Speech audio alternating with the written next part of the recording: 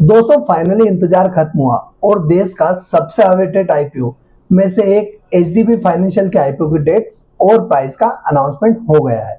दोस्तों हमने previously unlisted shares का एक वीडियो बनाया था जिसमें आपके साथ कुछ डिटेल शेयर की थी और उसमें हमने बताया था कि अनलिस्टेड मार्केट में किसी भी शेयर की अनलिस्टेड प्राइस कुछ भी हो सकती है, बट जब आईपीओ आएगा तो अनलिस्टेड मार्केट की प्राइस का आईपीओ प्राइस से कोई लीजिए दीजिए नहीं रहेगा।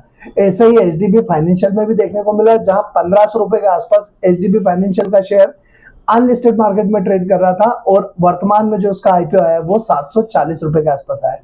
तो क्या पैसा बनाने का बड़ा मौका मिलने वाला है, या जिन लोगों को तब नहीं ले पाए उनको अब लेने के लिए फायदा होगा? तमाम सारी चीजें जानेंगे इस वीडियो में। जानेंगे साथ ही साथ कि एचडीबी फाइनेंशियल करती क्या है, इसकी आईपीओ डिटेल्स क्या है, इसके फाइनेंशियल्स कैसे हैं, इसकी वैल्यूएशंस कैसी है, और साथ ही साथ क्या ग्रे मार्केट में इसकी कोई प्रीमियम देखने को मिलने वाली है या नहीं, और फिर ये जानेंगे कि इस आईपीओ से आने वाले पैसे का कंपनी उपयोग कहाँ करने वाली, और अंत में जानेंगे कि क्या ये आईपीओ हमारे लिए एक इन्वेस्टमेंट अपॉर्चुनिटी लेके आया है या अभी भी ये एक रिस्क फैक्टर बना हुआ है।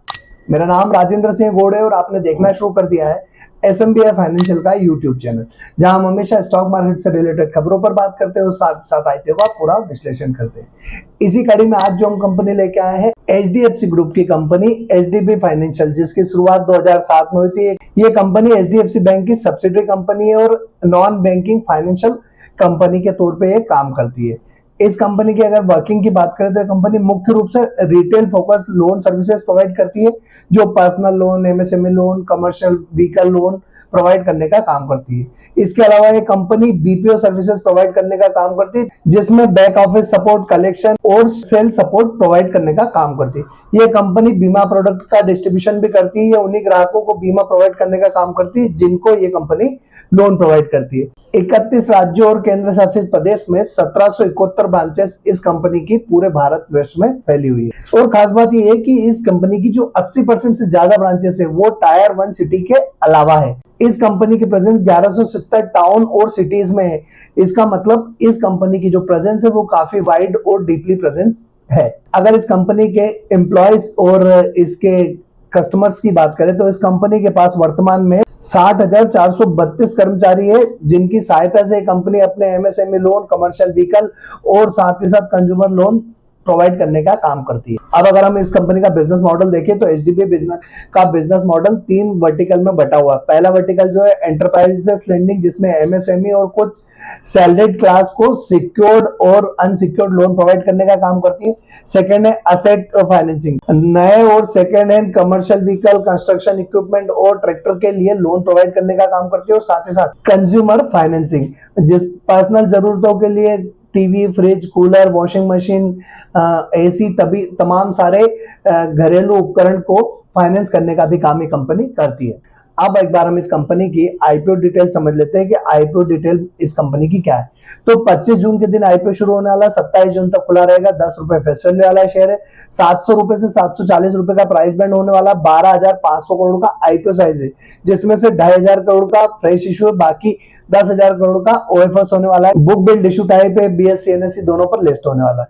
अगर एक लॉट में मिनिमम इन्वेस्टमेंट की बात करें तो आपको 20 शेयर के लिए अप्लाई करना होगा 14,800 रुपए के लिए। रिटेल का जो मैक्सिमम होगा वो 13 लॉट में आप अप्लाई कर सकते हो 260 शेयर के लिए 1,92,400 रुपए के लिए। वहीं स्मॉल एचएनआई का जो मिनिमम इन्वेस्टमेंट होगा वो होगा 14 लॉट के लिए 280 शेयर के लिए 2,07,200 रुपए के लिए। बिग एचएनआई का मिनिमम इन्वेस्टमेंट 68 लॉट का होगा 1,360 शेयर के लिए 10,06,400 रुपए के। अब एक बार हम इस कंपनी के फाइनेंशियल्स भी देख लेते हैं कि फाइनेंशियली कंपनी कैसी है। तो अगर फाइनेंशियल्स की बात करें तो कंपनी ने मार्च 23 से मार्च 25 तक के अपने फाइनेंशियल शो किए हैं। जहां असेट्स की बात करें तो 70,050 करोड़ की असेट मार्च 23 में थी, वहीं 92,556 करोड़ की असेट मार्च 24 में हो गई और 1,08,663 करोड़ की असेट मार्च 25 में हो गई।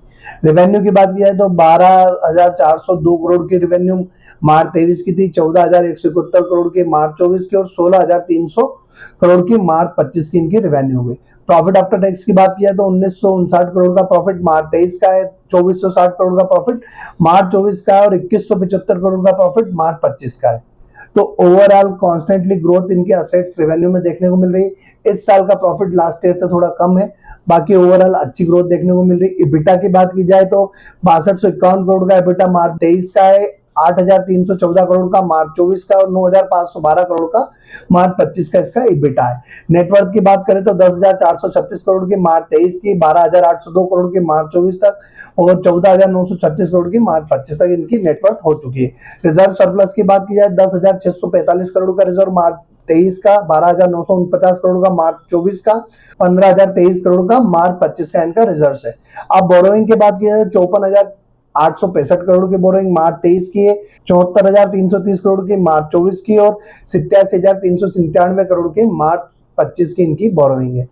अब एक बार इसकी वैल्यूएशंस की बात करें तो ROE 14.72% है, डेब्ट टू इक्विटी रेशियो 5.85 का है, प्राइस टू बुक वैल्यू 3.72 का है, EPS प्री IPO 27.41 का है, पोस्ट IPO 26.29 हो जाएगा। PE रेशियो की बात करें तो 27 का PE, pre IPO post IPO 28.15 का हो जाएगा। अब इन्होंने जो अपने IPO के पीछे का जो ऑब्जेक्टिव दिया है अगर उसकी बात करें तो augmentation of the company tier 1 capital base to meet their company's future capital requirement including onward lending under any of the company's business vertical, that is enterprise lending, asset financing और consumer financing।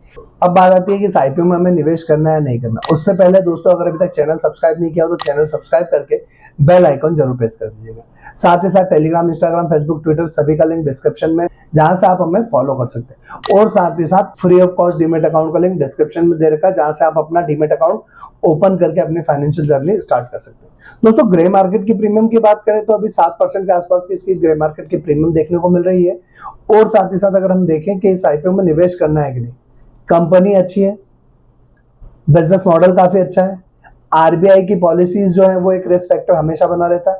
दूसरा NPA इसका अगर देखें तो काफी अच्छा है। Overall इसको अगर देखें तो जो अनलिस्टेड मार्केट में इसकी प्राइस थी 1,500 रुपए के आसपास की प्राइस थी, वहां से 740 के आसपास की प्राइस पर इसका IPO आया है। ओवरऑल कंपनी अच्छी हम डिस्कस कर ही चुके हैं, फाइनेंशियल्स देख चुके हैं, वैल्यूएशंस देख चुके हैं। अब ग्रे मार्केट में भी 7% के आसपास की प्रीमियम में बड़ी प्रीमियम देखने को नहीं मिल रही। निवेश करना है नहीं करना है तो मैं इस IPO में निवेश करने जा रहा हूँ। आपको क्या करना है, खुद की रिसर्च करना है, अपने फाइनेंशियल एडवाइजर से कंसल्ट करना है और फिर अपनी फाइनेंशियल कंडीशन देखने के बाद डिसाइड करना है कि आपको इस IPO में निवेश करना है नहीं करना। तो दोस्तों आप क्या डिसीजन लेने वाले कमेंट बॉक्स में कमेंट करके जरूर बताइएगा। आज के लिए इतना ही, अगले वीडियो में फिर मिलेंगे, तब तक के लिए जय हिंद।